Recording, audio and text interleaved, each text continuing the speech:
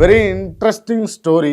రాజకీయాల్లో పదవుల కోసం, పలుకుబడి కోసం నేతలు ఏ స్థాయికైనా దిగజారుతారు. కానీ ఒక అధికార పార్టీ ఎమ్మెల్యే తన సొంత పార్టీకి చెందిన ఒక సీనియర్ మంత్రికి ఏకంగా సప్లయర్ గా మారాడు అనే వార్త ఇప్పుడు పొలిటికల్ గా హాట్ టాపిక్ గా నడుస్తాం. మంత్రి గారు ఏది అడిగితే అది కెనాల్లో సమకూర్చడమే ఆ ఎమ్మెల్యే గారి పనాట. ఇంతకీ ఆ మంత్రి ఎవరు, ఆ సప్లయర్ ఎమ్మెల్యే ఎవరు, ఆ గుసగుసల వెనుక ఉన్న అసలు కథ ఏందో చూద్దాం. రాజకీయ వర్గాల్లో వినిపిస్తున్న సమాచారం ప్రకారం ఓ సీనియర్ మంత్రి గారికి విరాసాలు అంటే చాలా ఇష్టం. ఆయనకు ఎప్పుడు ఏ మూడ్ వస్తే దానికి తగినట్టుగా ఏర్పాటు చేయడమే ఈ ఎమ్మెల్యే గారి పనాట.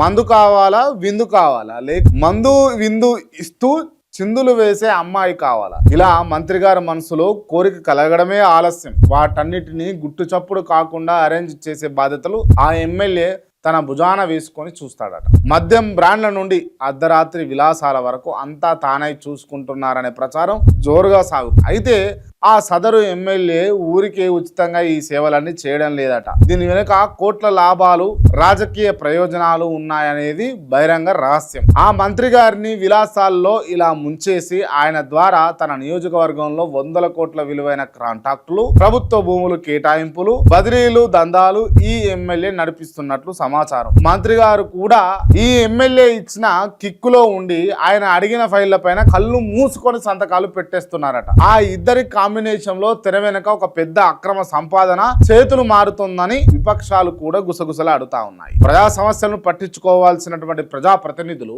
ఇలా విలాసాలకు, సప్లైలకు పరిమితం కావడం నిజంగా దురదృష్టకరం. ఈ వ్యవహారంపై ఇప్పటికే సదరు పార్టీ అధిష్టానం దృష్టికి కూడా లీకులు వెళ్లాయని, త్వరలో వారిద్దరిపై చర్యలు ఉంటాయని కొందరు అంటున్నారు. ఏదేమైనా రాజకీయాల్లో ఇలాంటి సంస్కృతిపై మీ అభిప్రాయం ఏంది? మీరేమనుకుంటారు? మంత్రి ఎమ్మెల్యేల వ్యవహారంపై మీరేమనుకుంటున్నారో కింద కామెంట్ రూపంలో మీ అభిప్రాయాన్ని తెలియజేయండి మిత్రులారా.